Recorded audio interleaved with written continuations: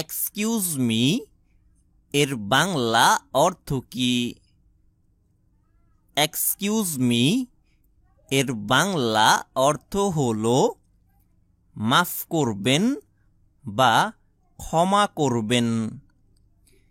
এটি বিভিন্ন সময় ব্যবহার করা যায়, যেমন দুজন ব্যক্তি আপনার সামনে দাঁড়িয়ে আছে এবং আপনি তাদের মাঝখান দিয়ে যেতে চাচ্ছেন, তখন আপনি বলতে পারেন এক্সকিউজ মি।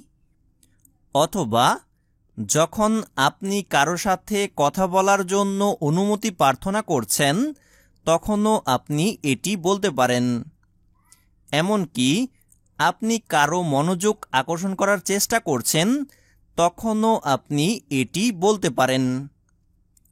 চলুন একটি উদাহরণ সেন্টেন্স দেখা যাক।